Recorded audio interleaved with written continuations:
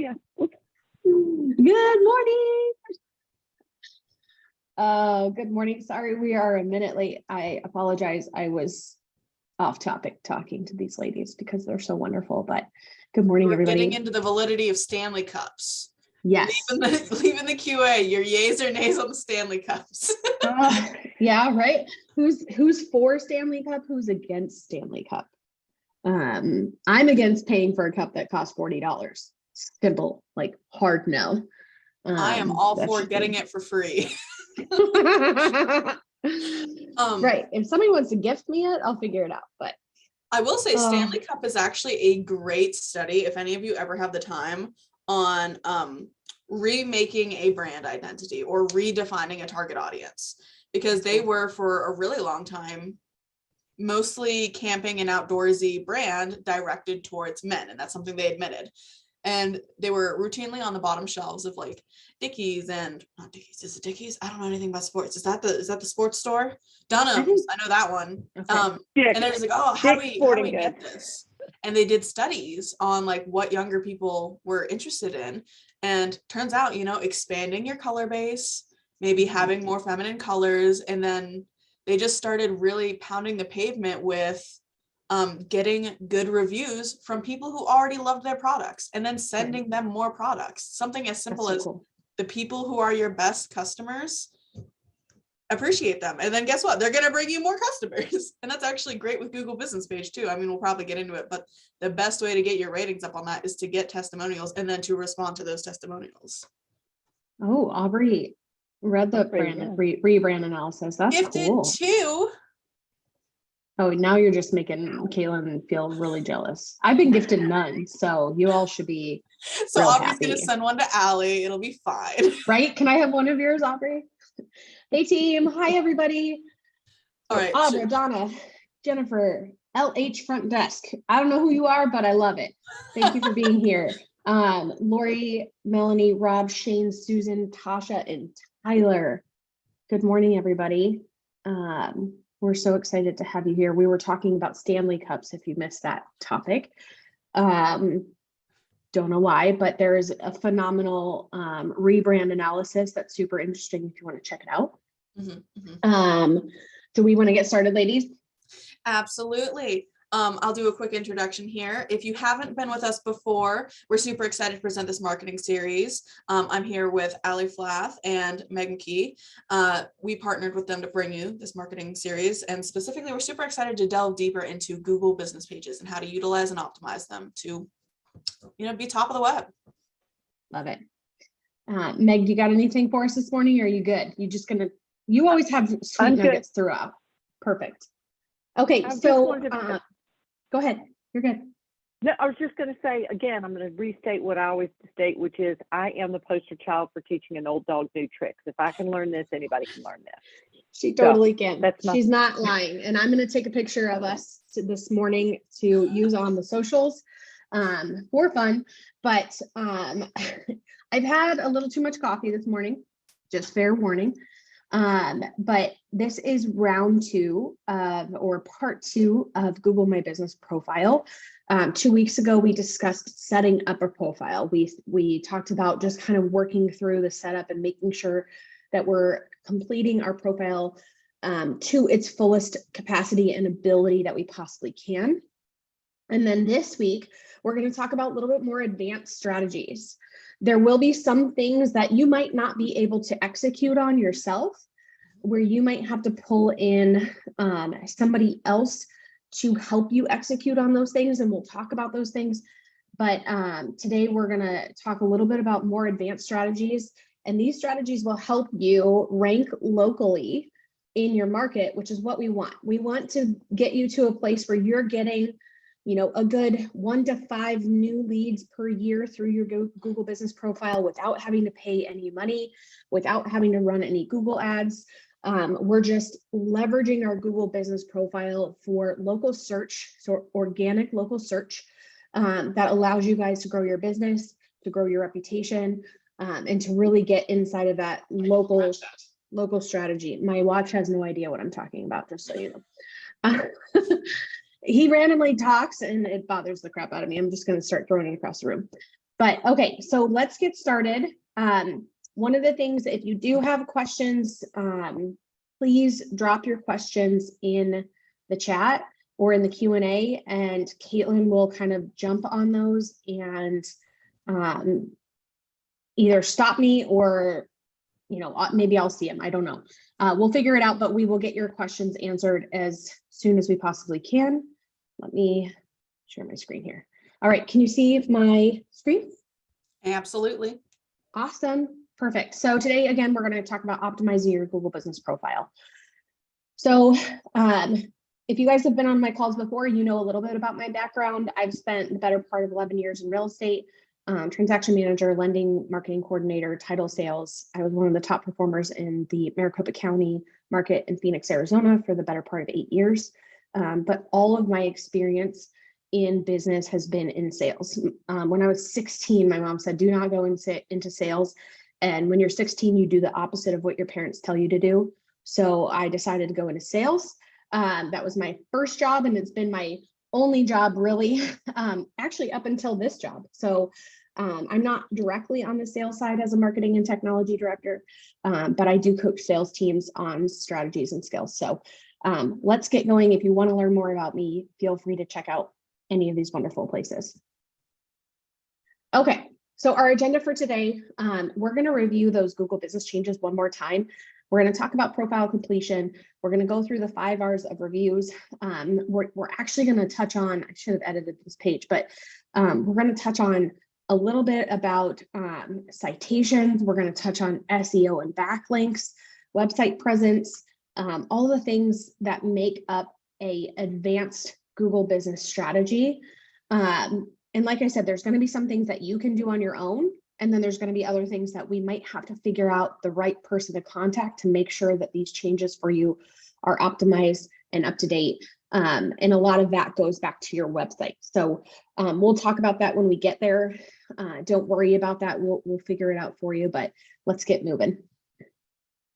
All right, so latest changes. Last week, we talked a little bit about the changes on Google Business. It's no longer Google My Business, and it's no longer through the Google My Business app. It is Google Business Profile, okay? And you can access your Google Business Profile directly from your logged in Google account when you search your business name, or you can go and find it in your actual Google account, but you can manage it from, like, let's say I was going to go to Google and I searched the business that I managed. Your actual dashboard should come up in that search because you're logged in and you own that business. Okay, super easy. They wanted to make it as streamlined as possible. They're removing an app for you, so all you have to do is really just have Google. Since the platform was updated in 2022, there were a lot of glitches. We did see a lot of people's accounts suspended. And that's kind of a concern. So if you haven't been in your account recently, definitely jump in, make sure that your account is live and working. If it's not, get with Caitlin and I, and we'll try to help you update your suspended account to make sure that it's live, ready, and working for you. Kind of went through the managing part, which is super easy. And then verification. So originally back before all of this happened, you could verify your account via a postcard. So you would set up your account, Google would send you a postcard in like 14 days. You would have to go to your Google, put in a code, and then you would be verified. They've kind of updated that. You can still verify via postcard, but you can also verify via video. You can take a picture or a video outside of your office, your building, local cross streets and landmarks. And it sometimes is a little bit easier to actually verify there than it is through a postcard. But if you have an incomplete profile and you're missing some key information, they are removing those flagged and suspended accounts if people aren't logging in soon. So definitely log in, see if you're okay. If you are, great. If not, then contact us and we'll try to help you. I know Meg and I spent the better part of maybe an hour working through something, and we ended up having somebody had to submit their licensure and show address and everything. And within a day, he actually had his account re-verified, which was awesome. Okay, so first and foremost, Google likes a complete profile. And I talked about this last week. but I want to make sure you understand how important this is. And I'm going to show you why it's so important. So your top reasons why you rank locally is the number one way is your Google business profile.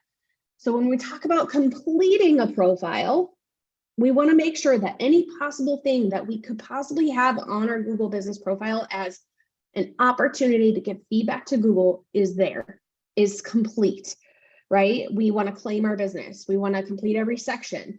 We want to make sure that I have here NAP. NAP stands for name, address, and phone number.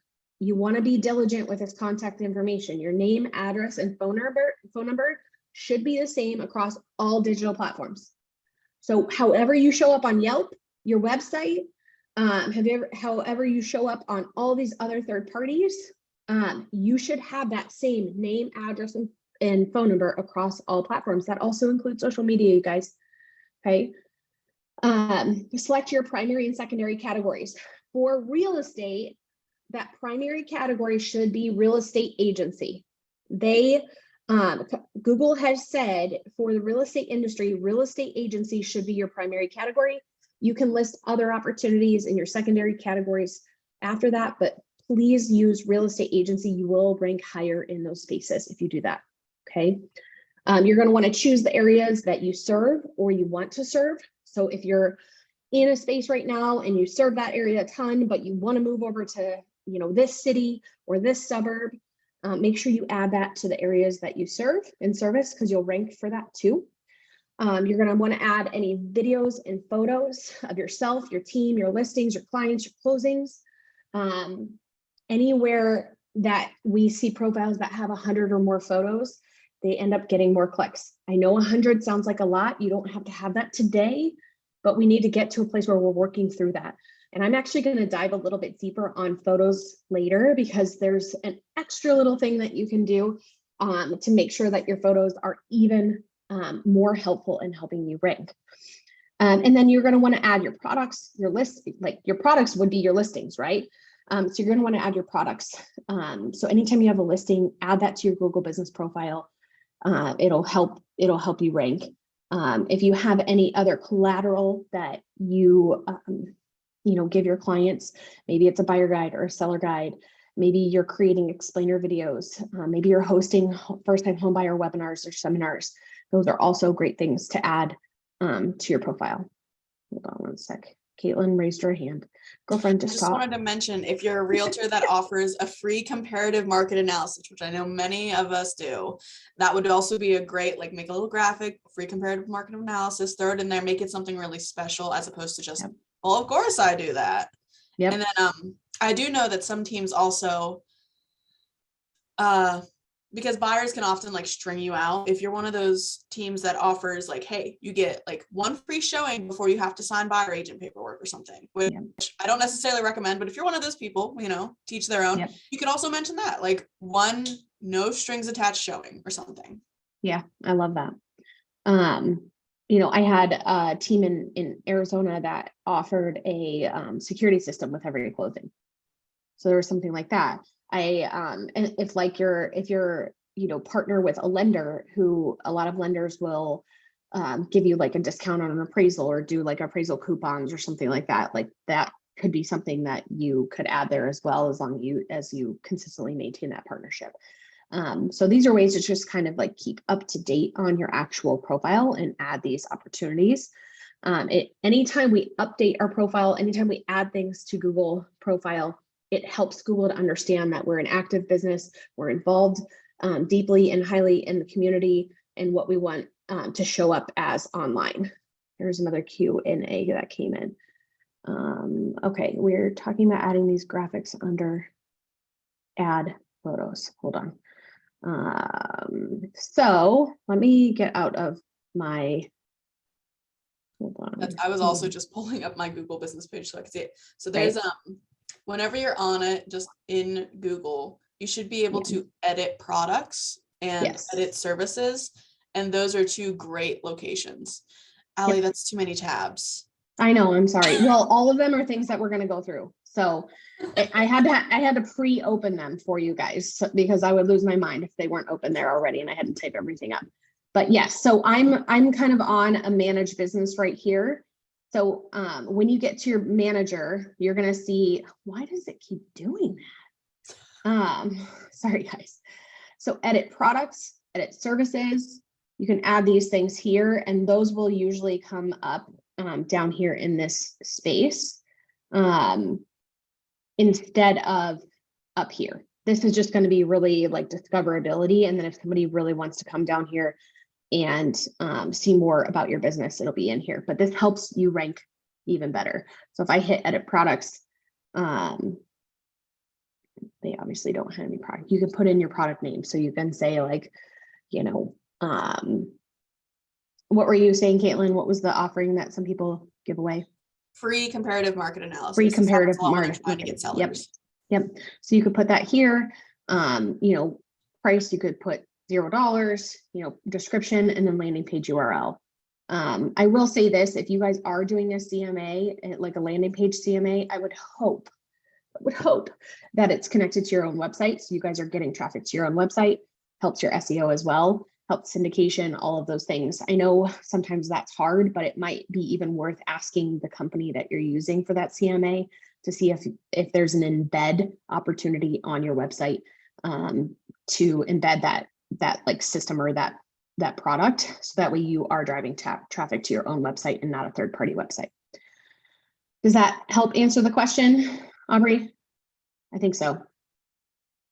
Okay, cool. So awesome, perfect. Okay, so next up, let's go back to this wonderful spot here. So I'm going to go to that next slide because I think it's really important that we talk about our top local ranking factors. So this is where we get into the advanced strategies. So number one local ranking factor is having a complete business profile. This is from Google saying these are the reasons that you rank locally. Okay, these are the top reasons why you rank locally. There's other really small ones, but I was like, let's focus on the top 5 because these I think are manageable. There's 2 of them in here. So the website SEO one and the backlinks SEO are the ones that you might have to leverage out depending on where you exist on your website. Okay, so we talked about Google Business Profile. Having a complete profile is number one and number one opportunity. Obviously, that ranks really high as far as the most important thing. The next thing is reviews. Okay, review strategy is incredibly important. When we talk about reviews, we're going to talk about the 5 R's of reviews, and I think we covered this a little bit last week. So I'm going to go through this a little bit quicker, but you're going to want to focus on your rating, your radius, the recency of your reviews, the relevancy of your reviews, and your response. Okay. As a real estate agent under the edit products, is that where I'm able to put my active listings? Yeah. Yep. Absolutely. You can put them in there. And then Donna, I also suggest, since you have photos of your listings, I would also add those to your photos in your account as well. So you can double up that opportunity in those spaces. And I'm going to show you a little bit of a trick on the photo because usually when we have listing photos, they are professional photos and they don't necessarily have a location tag to the photo. So I'm going to show you a little bit about how to add location tags to photos to get you some search opportunities in those spaces as well. But we'll go through that in a little bit. Okay, so rating. So people are like super weary about 5-star only ratings. They're a red flag to the consumer. I don't know why. Like, I get it. It's like, you know, how many employees did you have write reviews for you? Or is this like your mom, your dad, your brother, and your sister? That's why we kind of are like, hey, you know, a 4.7 or 4.8 or 4.9 might be a little bit more realistic. So if you want to like really be real about it, if you are having your family rate you, maybe they've worked with you, that's great. And you have all 5 stars, maybe you tell like your Uncle Joey, hey, can you leave me 4 stars? But like in the comments, just say I'm wonderful, but leave me 4 stars anyways. You can kind of you know, rig your star rating. And I know it sounds weird to like not have only 5 stars, but it is a red flag to the consumer if people are operating. Like I actually had a client who had legit reviews. He had like 86 legit reviews and they were all 5 stars. And I'm like, such a red flag. Even I was like, are you sure? And he was like, yeah, I'm sure. And I'm like, okay. The other thing is radius. So making sure that if you can have your clients leave you reviews that mention an area that they're either moving into, they sold in, they work in, you know, you guys looked in the case that you can't get them to do that or they don't do that. It's an opportunity for when you respond to the review to put that information in your response. So let's say somebody just said, you know, Joe Smith did great, showed us 10 homes, we made 3 offers, he negotiated hard for us, we finally got our dream home, XYZ, and that's it. And he doesn't mention, or they don't mention anything about an area. You can respond and say, hey, Mr. Mike, we were so excited to help you find a home in the Columbus metropolitan area, or I live in Powell, so in Powell. We know that the community is incredible and you'll love all of the different, you know, parks and activities available around you. You know, our favorite people to work with are first-time home buyers. What that does is it helps you rank for that city. It also helps you rank for any first-time home buyer searches as well. So there's ways that you can kind of rig the system in your response to help you with your Google rating and your Google opportunities on your reviews. Okay. Okay, next one. Does that make sense? Does that make sense? Okay, cool. Next one is recency. So one of the things that Google looks at is how recent of reviews do you have. If you have reviews that are 6 months and older and nothing new, they will rank you lower. So it is really important to stay consistent in asking for reviews. That review strategy might be you asking at that closing table for a review and then sending a follow-up, you know, 30 days later. If they still don't leave your review, send another follow-up 60 days later. We have to understand that these people are in the process of likely moving and their whole life is upended, right? So I actually even had agents who asked a couple days before closing, knowing that everything was going smoothly, but they weren't in the trenches of like upending their whole life. So there are strategies that you can implement, but I would say implement a system where you can ask and then you have follow-up and then you have follow-up. I know some realtors who actually do kind of like giveaways, not if you leave a review, you get this. It's more of if you leave a review, you go into a pool or a drawing, and then I pull out somebody who's going to get like a $25 Amazon gift card, because you can't really give kickbacks to your people. But at the same time, if it's like a drawing, it's a little bit of a different conversation instead of just doing it per person. Okay. And we can talk more about how to structure that in the verbiage on that as well. Relevance. So relevance, we talked a little bit about that in radius. Relevant reviews with keywords ranking to your profile. Think location, think type of client, first-time home buyer, investor, seller, relocation, all of those are wonderful things. Service could be, you know, are you a buyer client? Did you help with, you know, home design or renovation strategies or whatever it was? Like all of these different things come back to relevance. I had a lot of people in Arizona that worked in this historic district. And for East Coast people, historic in Arizona is built in 1940. Historic in the East Coast is like built in, who knows, 1700s.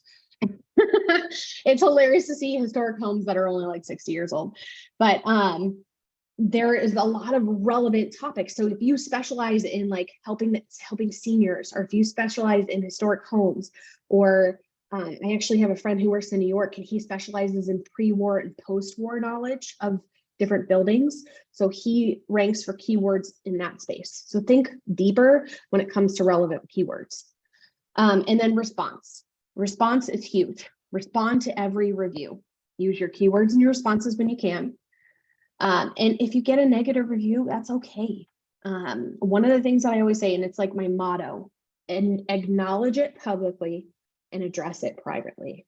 Okay, so acknowledge would mean, hey, person, It is not up to our standards. We're so sorry to hear you had a bad experience. We always strive to create the best possible experience for all of our clients. We would love to remedy whatever happened. Please give us a call at XYZ number. Okay, you're addressing it or you're acknowledging it publicly, but you're addressing it privately. Super important. Don't get defensive online. People do not like that. Okay. Any questions on Google reviews? We good? All right, let's get moving. So website SEO. Next thing we talked about is website SEO and backlinks.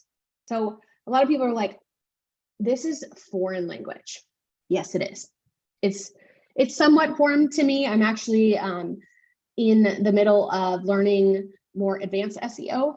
But this is stuff that, like, if you have a website and you have somebody managing your website or your brokerage managing your website, you can still do search and research on your SEO and backlink opportunities and give suggestions to your brokerage on how to rank higher on your website.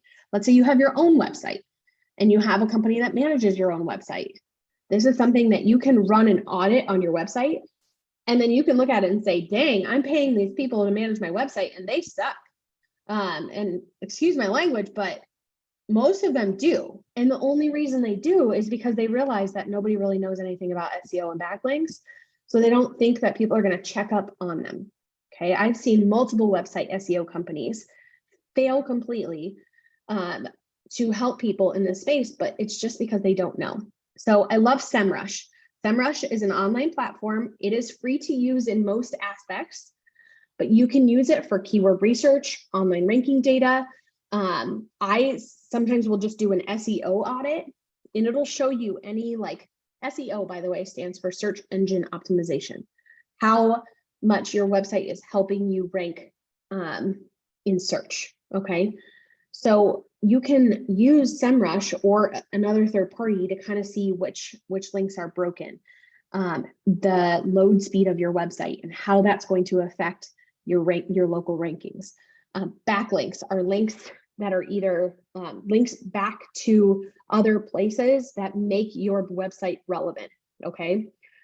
Some features on SEMrush are paid, some are free.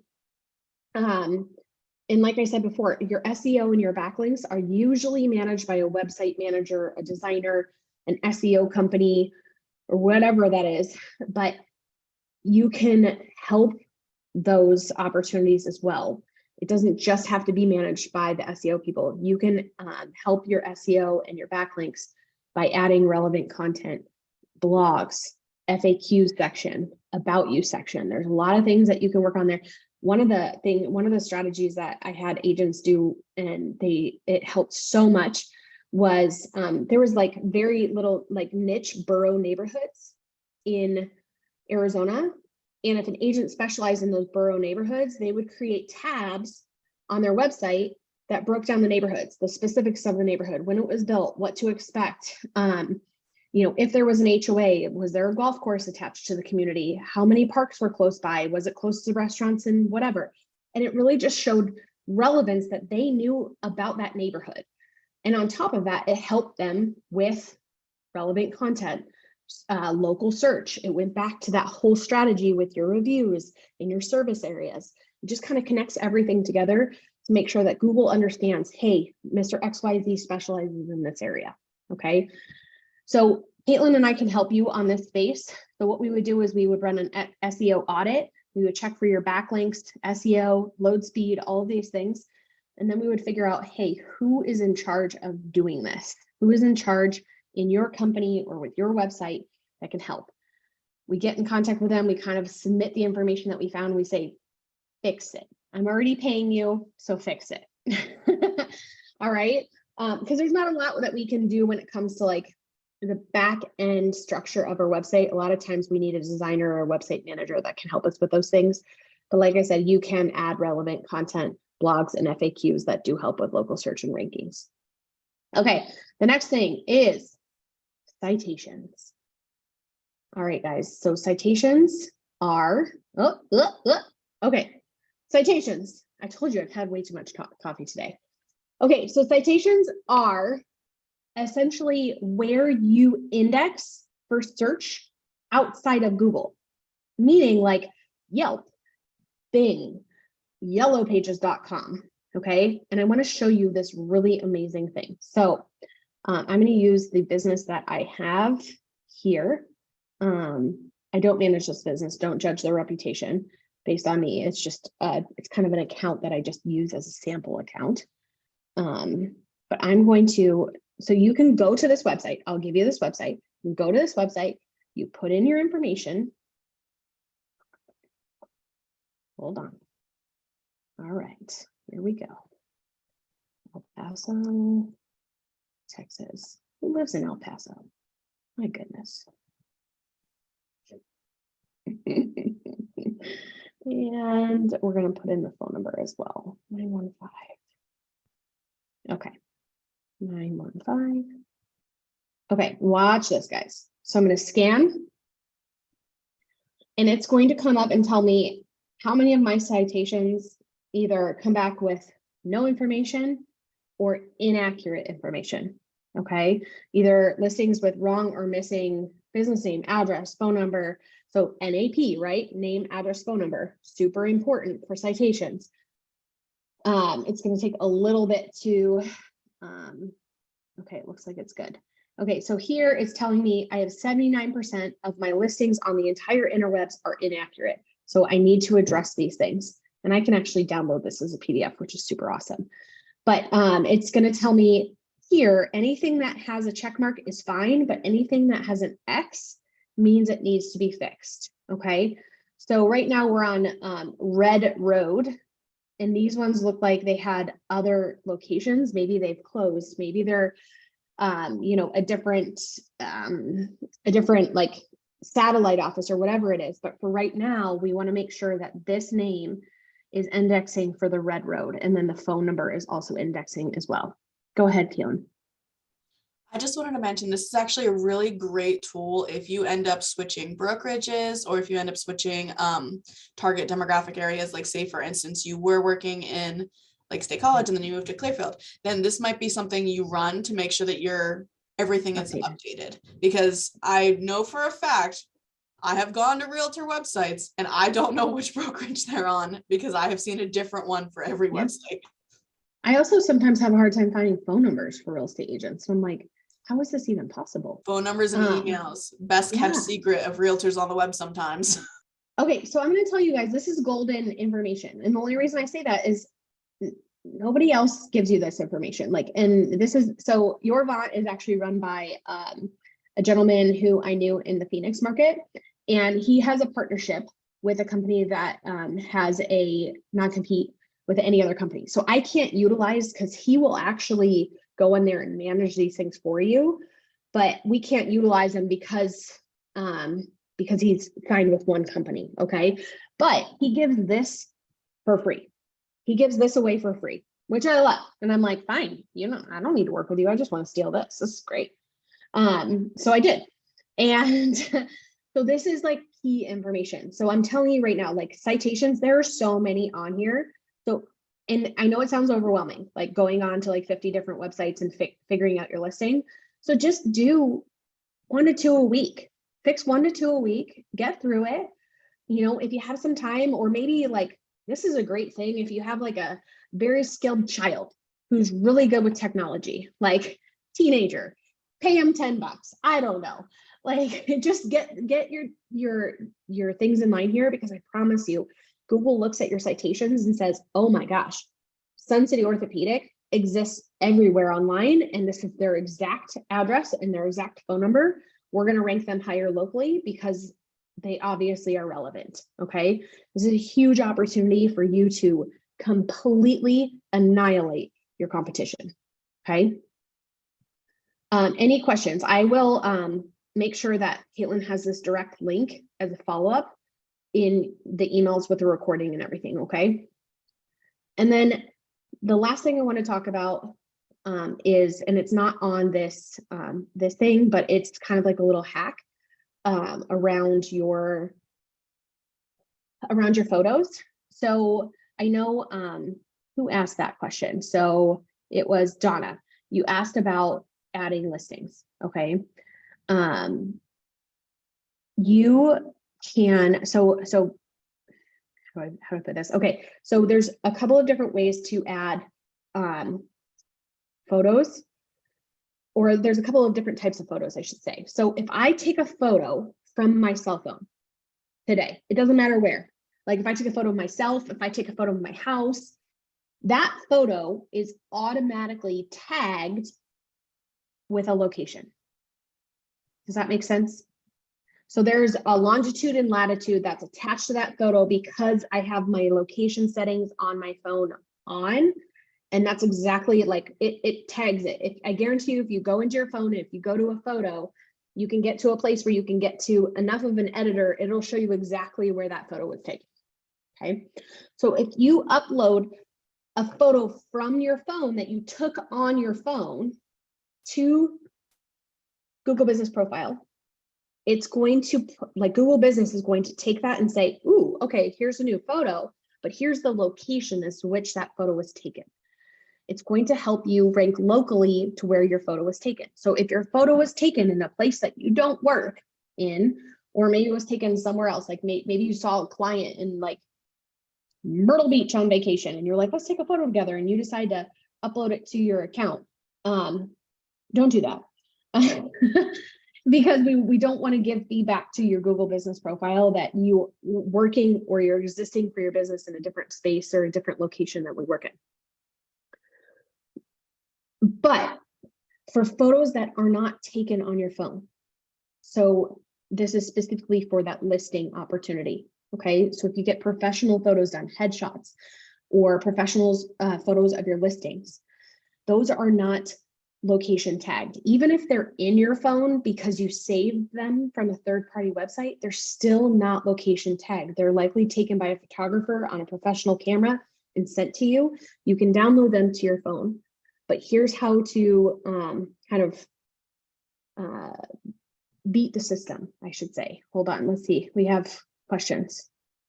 Do we have questions? Or somebody? We have two people raising their hands, and they're the ladies. What do you want?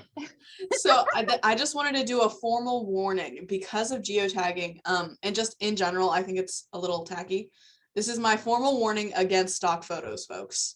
You can take your own stock photos in your office. Go ahead, take some pictures of nice wallpaper, the plant in your brokerage waiting room. As much as possible, don't use stock photos from online. Obviously, there's a need sometimes, to which case do exactly what Allie's about to show you, but as much as you can have your own organic photos, the better. Yeah, this is specifically for, I would just say, headshots and listing photos. Other than that, like if you have a, like let's say you have a photographer and you say, hey, I'm trying to really farm, I'm going to say my neighborhood in Arizona was called Sienna, but say I want to really farm Sienna. Well, we had like 3 very close, huge parks nearby. We also had Chandler Airport nearby. And then we had a mall nearby. So I had agents who would specifically work in an area, and then they would have their photographer take some photos of those kind of really, popular areas around that farm. And they use those and geotag those to make sure that people knew, hey, this is kind of the area that I specialize in. So although those might look a little bit like stock photos, they're really not. They're your owned organic photos, okay? So I'm going to show you what to do. So let's say you have a listing photo. It is not geotagged. You want to geotag it so you rank for that area. What you're going to do is you're going to go to GeoImager, which is where I'm at right now, GeoImager, okay? You're going to click Start Now. You are going to upload a photo. Let's just do that one. No geotags found, okay? Which makes sense because I made it in Canva. But let's say I wanted to geotag it with a house, okay?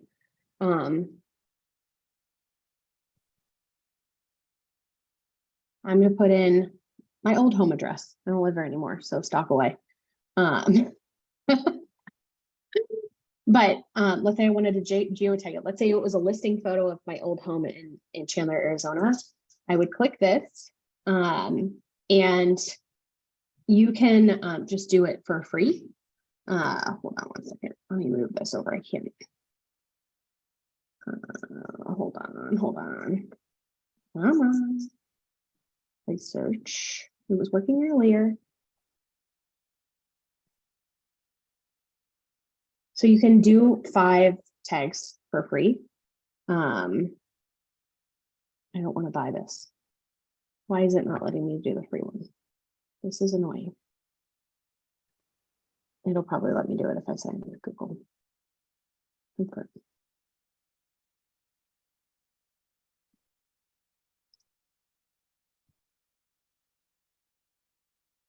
Search for places because the Google places is support by using. Okay.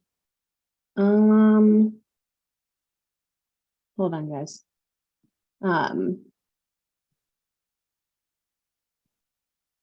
We're just gonna have to janky rig it this way. Okay. I must have logged in earlier and then logged out, but that's okay. So there's free version of this, and this is what I would use. I wouldn't worry about doing a paid version, especially if you're only going in to do like 1 or 2 photos at a time, or even just 1 photo of your listing. But this is where my house was. So latitude and longitude. You can even keyword tags like Chandler, Arizona. You can do anything really. So once you have that in there, you can also do it an alt text. So you could say Sienna, Chandler, Arizona listing. So you're going to write the tags. Okay. And then I apologize, guys. They have totally like changed this since I think the last time I was in it was like 1 or 2 weeks ago. But okay, so you're going to write, does that make sense what I just did? So you're not going to do a place search because place search is pro version. You're just going to have to kind of scroll into where the actual listing is. You're going to place this little red mark where that listing is. It's going to bring up a latitude and longitude. You can write in keywords and tags. You can write in description and alt text. So I can also do Sienna here, Sienna, Chandler, Arizona. And then it's going to give you a geotag, and it's going to give you a new geotag. So once you type all of this in here, hit write EXIF tags, like click on that, and then it should assign that to the photo. So it says photo tagged. So this photo is now tagged, and then you're going to hit download, and that photo is now tagged to that location. So when I upload this to my Google Business profile, it's going to give feedback that this photo is tagged to that location. Does that make sense? I know I went through that. Oh my gosh, what is happening? Sorry, guys. Okay. I know I went through that a little quickly, so I just want to make sure that you all understood what I did. So GeoImager, you're not going to do a place search. You're going to drop your photo in here. Okay. You're going to use this to place it. So you're going to have to kind of scroll around it because the place search is pro. If you're doing a lot of photos all the time, feel free to buy the pro, but I don't need to buy the pro. I think it's, if you have 5 photos that you want to tag, it's not that difficult. And I'd rather you do free and just take a little bit extra time to tag them or find the right place. You're going to drop it where you need it. You're going to add in your keywords and tags. So these are neighborhoods, locations, city, all of those wonderful things. And that can be the same thing here. Like real estate listing if you wanted. And then once you have these things written, you're going to right click write EXIF tags and then download that picture. And then you can take that picture and upload it into your Google Business profile. Does that make sense? Are we good? Meg, yep, what's up? Yeah, so I wanted to mention one of my clients has had great success to overlay with the review issue. Encourage your clients to upload their photos in as part of their online review. That online also reviews will help considerably. Yep, absolutely. Yeah, the more that we can give, the better. You know, if you want to send them like a closing photo and say, hey, do you mind writing a review? Here's the link. Here's the photo. Feel free to add the photo to the review. That would be great. This is like this actual like GeoImager platform is an incredibly great way to actually kind of rig the system. So let's say that you had a listing in State College, but you didn't want to focus much on State College anymore. You wanted to focus on, Caitlin, give me a city that somebody would maybe move like outwards from State College. Maybe you really want to focus on like Hublersburg or Bollesburg, close to Did State you College, just but say not State College. Hublersburg? Yeah, what do you got wrong with Hublersburg? Allie, you come to State College once your twins are born. I'm going to take you to the Hublersburg Inn. We're going to get some roasted cauliflower. I love you guys so much. Okay, but let's say you wanted to focus on Hublersburg, even though you did a lot of business the past couple of years in State College. You can take that listing photo and you can tag it to Hublersburg, even if it exists in State College. It's kind of a way to kind of janky rig the system to say, hey, I would rather work in Hublersburg, even though this photo kind of like is in State College. And I've had agents do that who have moved an area, or, you know, they've moved from like Phoenix down to Queen Creek, which is a 40-minute drive. They don't want to focus on Phoenix anymore. They want to focus on Queen Creek. Or maybe they're like semi-retiring and they just want to focus on real estate in a different area. That's kind of how they've tricked the system to realize, hey, not only have I worked in all of these spaces before, but now I'm kind of going to transition all of my content over to this area. So I rank higher locally for those areas as well. So you can kind of mess with it based on where you're Google tagging your photos. You have another question. If I took a photo of the front of my office on my cell phone and I put the photo in Canva, add our logo, is the geotag gone? Yes, it's gone. Anytime you edit a photo in like Canva and then download it, it's not going to be geotagged. So you would definitely want to re-tag it. Yes, absolutely. The only thing that I would say is, I wonder if you use the Canva app and download it on your phone that way. I can check.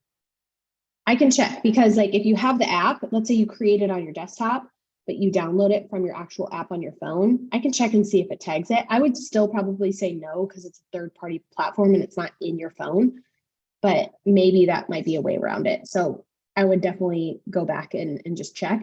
The easiest way to do that, especially if you have an iPhone, is, and I apologize for all you Android users, Caitlin. Caitlin and I have live and die by my decisions, Allie. So if I have my phone here, hold on. She essentially halfway calls me dumb because I have an iPhone. She says dumb people use iPhones. I'm just kidding. She doesn't. We've had a fight about this. Okay, so if I'm in my photo section, this is my photo section on my iPhone. Okay, if I go to information, which is like a circle I down here, you see all that stuff that pulls up here? That is my location tag, essentially, and you'll see an actual map here. So if I pull up the map, it's going to tell me exactly where I took that photo. That was the photo I took earlier today. Okay, so that's how I know the photo has been tagged. Whereas if it's just something that is, saved to your phone from like a third-party source, let me see if I can find one of those. I have a lot of photos I take. Maybe this one. Yep. Okay, so this one is my daughter's birthday invite, and I downloaded it from Canva. So if I go in here and I hit that information button, nothing comes, there's no map here. And it literally says, no camera information, no lens information. It does ask me to add a location. So we might be able to add that location inside of your app, which would be great. Let me see if I can add that. So 4401. I can add a location to that now. I wonder if it'll actually tag it though. I don't know if it will. I would say just work through the GeoImager. The best part about it too, just so you know, GeoImager is an approved platform of Google, which is really important. There are other geolocation websites that you can use, but most of them are not approved through Google. This is a Google approved tagging platform. So this is really important that you use a Google approved tagging platform, or it will not recognize that latitude and longitude tag, okay? In a Google Pixel phone, if I use the Canva app and download my phone, then I have to back up the photo, then add the location. Perfect. Good to know. Man, I heard you guys have like 6 cameras on those things. And add the location info. Okay, yep, perfect. Whatever you need to do, like you can go in, any phone is going to tell you if it's location tagged. So you should be able to tell if it's location tagged, and if it's not, definitely use us to tag your location. So this is kind of my like really cool tip and trick for even getting higher rankings on your Google business profile. And I guarantee there's probably no other realtor doing that either. And then just as a reminder, so the where to buy searches and the near me searches have grown over 200% in the last 2 years. That means like somebody is doing a search that says like best realtor near me, right? They're looking for location information. The more location information we can give them, areas that we work, farming, things that are on our website that relate to location, remember radius and relevancy on our reviews. All of those things are going to give Google the information that if I'm putting near me and I live in Powell, I want the most relevant realtor in Powell, Ohio. Okay. So that's the pro tip for today, the geotag your photos. It takes a little bit of time, but I promise you it is flipping worth it. And just so you know, when you think about it, this is like a huge reminder. When customers are comparing you, like today, customers are not just comparing you to other realtors. They're comparing you to other experiences that they're having online and in person. So think about the places that we have really great experiences. Think about like the chewy.coms of the world and all these different companies that we hear are doing great things. Figure out a way to do that online to create a good experience. And the good experience is when they find you first, it's usually on Google. Even if they get you as a referral, they're still going to Google you. And think about what that customer experience is for them when they land on your page, when they land on your Google profile, when they land on your website. How are they receiving the information first and foremost when they're checking you out online? Okay, and make sure that that customer experience is the best possible thing that they could go through before they even call you or before you even meet them. Any questions? We have questions. Questions? No? All right, I know I went through a lot. I know we went over time. I apologize. I get really excited about this stuff. If you have questions, let us know. But I would say, if you can work through these things and really get good at these things, you'll kill it. Literally. I mean, even huge teams that are doing a lot of business in the area. If you are a huge team that is doing a lot of business in the area, you have an opportunity here, right? This is what we call organic ranking local, and you guys are all hyper local. There's probably none of you that are working across the nation. So this would be a huge focus. And think about it. You don't have to spend time really creating a lot of content. The content is created for you. You don't have to spend time, working through hashtags. You don't have to spend time really recording a lot of videos or short form stuff on social media. This is one of the best places. If I were an agent starting today, I would focus the majority of my time and effort right here. So Allie, question. Yes. Oh, no, go ahead. Dang, Lori. Good job. Woo! I love it. I love it. I love that. I love to hear that. That's awesome. Lori, I'd like to know, so other than your, inaccurate. For some reason I read that as accurate. Oh my goodness. Well, Lori, we got a lot of work to do. Do you have kids? You have kids that can type? Oh my goodness. Sorry about that.